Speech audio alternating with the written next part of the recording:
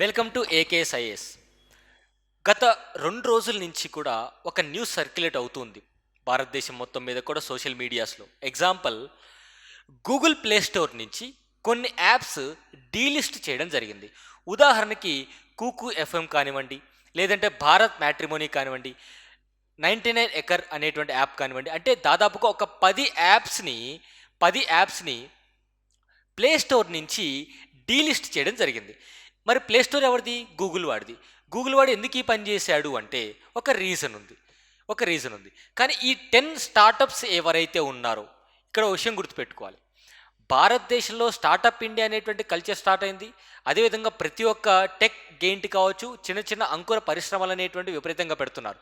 అలాంటి సందర్భంలో play store నుంచి ఎవరైనా ఒక వ్యక్తి డౌన్లోడ్ చేసుకోవాలంటే ఈ యాప్స్ అనేటువంటి ప్లే స్టోర్లో లేవు. మరి అలాంటప్పుడు ఈ సో కాల్డ్ స్టార్టప్స్ అనేవి ఒక కస్టమర్కి తన యొక్క సర్వీసెస్ అనేవి ఎలా ప్రొవైడ్ చేయగలుగుతుంది? చాలా ఇబ్బంది. అసలు ఎందుకు గూగుల్ అనేటువంటిది తన ప్లే స్టోర్ నుంచి ఈ యాప్స్ని డిలీట్ చేసింది? డిలీట్ చేయడం అంటే డీలిస్ట్ చేసింది. మనం ఇప్పుడు వెళ్ళి సెర్చ్ చేసినా సరే ఆ యాప్స్ ప్లే స్టోర్లో చూపించో మనం డౌన్లోడ్ చేసుకోవడానికి అవకాశం లేదు. ఎందుకంటే గూగుల్ ప్లే స్టోర్ చెప్పినటువంటి ఆన్సర్ ఏంటంటే, వారు ప్లే స్టోర్లో పెట్టినటువంటి యాప్స్ ఏవైతే ఉన్నాయో ఈ యాప్స్ అనేటువంటివి మీరు బిజినెస్ చేసుకుంటున్నారు. ఉదాహరణకి మీరు ఫర్ ఎగ్జాంపుల్ షాదీ.com అనేటువంటిది ఉంది. సో మ్యాట్రిమోనియల్ అలయన్స్కి సంబంధించినటువంటి ఒక వెబ్సైట్ ఆర్ ఒక యాప్ అనమాట. సో ఈ యాప్ డౌన్లోడ్ చేసుకుని 4 మంత్సా 6 మంత్సా 1 ఇయరా అని చెప్పేసి ఒక సబ్స్క్రిప్షన్ ఉంటుంది. మనం పే చేస్తున్నాం. ఎవరికి పే చేస్తున్నాము? షాదీ.com వారికి పే చేస్తున్నాం. సో అతనికి డబ్బులు వస్తున్నాయి. He's making business. సో ఇతను బిజినెస్ చేసుకుంటున్నాడు. కానీ గూగుల్ ప్లే స్టోర్కి ఏమైనా లాభం ఉందా? ఏమీ లాభం లేదు. అంటే గూగుల్ ప్లే స్టోర్లో నీ యాప్ అనేది పెట్టుకొని నువ్వు కస్టమర్స్కి సర్వీస్ ప్రొవైడ్ చేస్తున్నావు, కస్టమర్ నీకు పే చేస్తున్నాడు. Then what is the use or what is the benefit for Google play Store? అందుకని చెప్పేసి గూగుల్ ప్లే స్టోర్ ఏం చేసిందంటే, మాకు మీరు 15% నుంచి 30% వరకు మీ యొక్క రెవెన్యూస్లో ఆర్ ట్రాన్సాక్షన్ అమౌంట్ అనేది మాకు పే చేయండి. ఎందుకంటే మా గూగుల్ ప్లే స్టోర్లోనే మీ యాప్ ఉంది, మీ యాప్ డౌన్లోడ్ చేసుకుంటారు because of Google play store.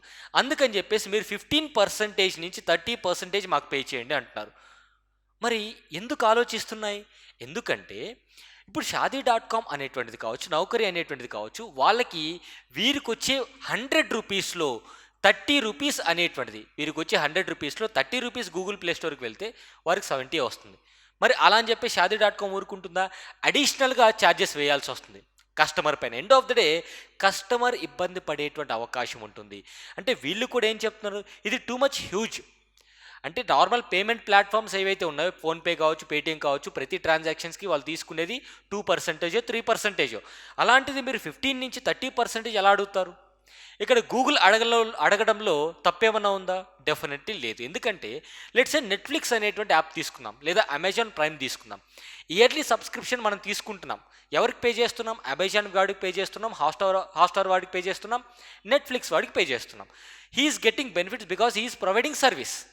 ఇక్కడ అదే విధంగా గూగుల్ ప్లే స్టోర్ కూడా వీళ్ళకి సర్వీస్ ప్రొవైడ్ చేస్తుంది. ఎందుకంటే వీళ్ళ యాప్ అనేది ఇక్కడ పెట్టుకొని డౌన్లోడ్ చేసుకోవడానికి గూగుల్ ప్లే స్టోర్ వెసులుబాటు కల్పిస్తుంది. అలాంటప్పుడు గూగుల్ ప్లే స్టోర్కి కూడా డబ్బులు కావాలి. ఈవెన్ సుప్రీంకోర్టుని ఇన్వాల్వ్ అవ్వమని చెప్పినా, లేదా గవర్నమెంట్ని ఇన్వాల్వ్ అవ్వమని చెప్పినా రెండూ కూడా పట్టించుకోవట్లేదు. బికాజ్ సుప్రీంకోర్టు ఆల్రెడీ గతంలో కూడా గైడ్లైన్స్ ఏమి ఇచ్చిందంటే, మేము ఈ విషయంలో ఇన్వాల్వ్ అవ్వదలుచుకోవట్లేదు. Now government has to take forward this. ఎందుకు డిస్కస్ చేసుకుంటున్నాం ఇది అంటే, ఇదంతా ఒక కాంపిటేటివ్ మార్కెట్. ఈ అంశాలన్నీ కూడా చూడాల్సినటువంటి బాధ్యత ఎవరికి ఉంటుందంటే, Competitive Commission of India. Now we're landing to UPSC and TSPSC group 1 point of view. ఎందుకంటే ఈ టాపిక్ ఎందుకు చెప్తున్నాము, ఈ పర్టికులర్ స్టార్టప్స్ కానివ్వండి, మార్కెట్లో ఉన్నటువంటి బిజినెసెస్ని రెగ్యులేట్ చేయగలిగేటువంటి ఏకైక బాడీ భారతదేశంలో statutory body, that is competition commission of India. ఈ కాంపిటీషన్ కమిషన్ ఆఫ్ ఇండియా అనేది ఒక చట్టం ప్రకారం, అంటే కాంపిటీషన్ కమిషన్ యాక్ట్ 2002 ప్రకారం ఏర్పాటైంది. దీని యొక్క ముఖ్య ఉద్దేశం ఏంటి? భారతదేశంలో ఫ్రీ అండ్ ఫెయిర్గా బిజినెస్ జరుపుతున్నారా లేదా, ఏవైనా మాల్ ప్రాక్టీసెస్ చేస్తున్నారా? ఒక చిన్న ఉదాహరణ చెప్తాను. అమెజాన్ కానివ్వండి, ఫ్లిప్కార్ట్లో మనం ఏదైనా పర్చేస్ చేసినప్పుడు అక్కడ రివ్యూస్ ఉంటాయి. ఒకానొక సందర్భంలో ఈ రివ్యూస్ అనేటువంటివి కూడా ఆ యాప్ వాళ్ళే ఫేక్గా రాయించారు, ఫేక్ అనేటువంటిది ఫేక్ రివ్యూస్ రాయించి కస్టమర్స్ని మోసం చేస్తున్నారు. ఇలాంటి అంశం పైన ఒక చిన్నపాటి ఉద్యమమే నడిచిందనమాట. సో ఈ కాంటెక్స్ట్లో ఫెయిర్గా బిజినెస్ చేయట్లేదు అండ్ కాంపిటేటివ్ స్పిరిట్లో బిజినెస్ చేయట్లేదు అని చెప్పేసి కాంపిటేటివ్ కమిషన్ ఆఫ్ ఇండియా అనేటువంటిది వారిపైన కొన్ని రెగ్యులేషన్స్ ఇంపోజ్ చేయడం జరిగింది. So competitive Commission of India ఏం చేస్తుందంటే భారతదేశంలో బిజినెసెస్ అనేవి ఫ్రీగా ఫెయిర్గా చేస్తున్నాయా, కన్స్యూమర్కి ఎలాంటి ఇబ్బంది లేకుండా చూస్తున్నాయా, ఈ అంశాలు చూసుకోవడానికి స్టాట్యూటరీ బాడీ ఉంది. గతంలో యూపీఎస్సీ పాయింట్ ఆఫ్ వ్యూలో సిడిఎస్లో కావచ్చు, యూపీఎస్సీ సివిల్ సర్వీసెస్లో కొన్ని క్వశ్చన్స్ అనేటువంటివి ఈ కమిషన్కి సంబంధించి మనకి ప్రశ్నలు అయితే రావడం జరిగింది. సో సిసిఐ అనేటువంటిది it is a statutory body. ఎప్పుడు ఎస్టాబ్లిష్ చేశారు? సిసిఐని 2009లో ఎస్టాబ్లిష్ చేయడం జరిగింది. ఏ చట్టం ప్రకారం? 2002 కాంపిటీషన్ యాక్ట్ ప్రకారం 2009లో ఏర్పాటు చేయడం జరిగింది. ఈ కాంపిటేటివ్ కమిషన్ ఆఫ్ ఇండియా యొక్క అథారిటీ అండ్ అదేవిధంగా కాంపోజిషన్ ఏంటి అంటే, మోస్ట్ ఇంపార్టెంట్లీ కాంపోజిషన్ ఏంటంటే ఇక్కడ కాంపోజిషన్ వచ్చేసి ఒకసారి చూద్దాం. సో కాంపోజిషన్ వచ్చేసి మనకి ఇక్కడ ఓవరాల్గా ఈ పర్టికులర్ బాడీలో 1+6 మెంబర్స్ ఉంటారు. 1+6 మెంబర్స్. ఒకరు వచ్చేసి chairperson, government of India appoint చేస్తుంది. రిమైనింగ్ 6 మెంబర్స్ వచ్చేసి అడిషనల్ మెంబర్స్ ఉంటారు. సో ఒకరు చైర్పర్సన్ అండ్ 6 అడిషనల్ మెంబర్స్ ఉంటారు. వీరందరినీ కూడా ప్రభుత్వమే అంటే సెంట్రల్ గవర్నమెంట్ అపాయింట్ చేయడం జరుగుతుంది. అదేవిధంగా హెడ్ క్వార్టర్స్ వచ్చేసి ఢిల్లీలో ఉంది.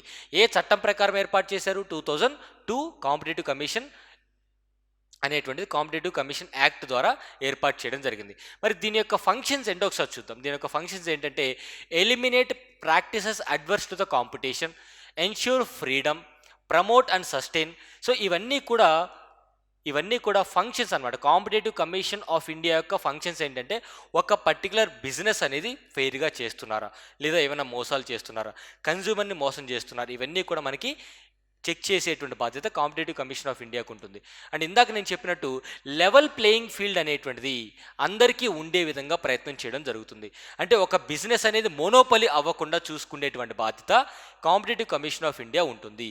మోస్ట్ ఇంపార్టెంట్లీ ఒక పర్టికులర్ బిజినెస్ అనేది మోనోపొలి అవ్వకుండా అందరికీ లెవెల్ ప్లేయింగ్ ఫీల్డ్ క్రియేట్ చేసే విధంగా, అంటే ఎవరి టాలెంట్ ఉంటే వారు బిజినెస్ ప్రాపర్గా చేసుకునే విధంగా అన్ని వెసులుబాట్లు కల్పిస్తుంది ఈ యొక్క సిసిఐ అనేటువంటిది.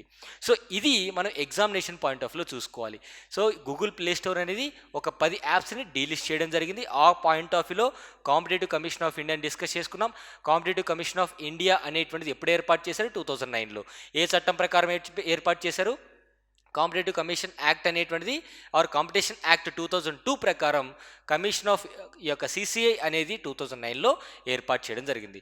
దీని యొక్క కాంపోజిషన్ ఎవరెవరు ఉంటారు అంటే ఒక చైర్మన్ అండ్ 6 మంది మెంబర్స్ ఉంటారు. ఇది క్వాసీ జ్యుడిషియల్ బాడీ అని చెప్పవచ్చు. అదేవిధంగా ఈ చైర్పర్సన్ని కానివ్వండి, అడిషనల్ 6 మెంబర్స్ని సెంట్రల్ గవర్నమెంట్ అపాయింట్ చేయడం జరుగుతుంది. అండ్ హెడ్ క్వార్టర్స్ వచ్చేసి న్యూఢిల్లీలో లొకేట్ చేయడం జరిగింది. సో ఇది ఈరోజు topic. Thank you so much. Have a nice day.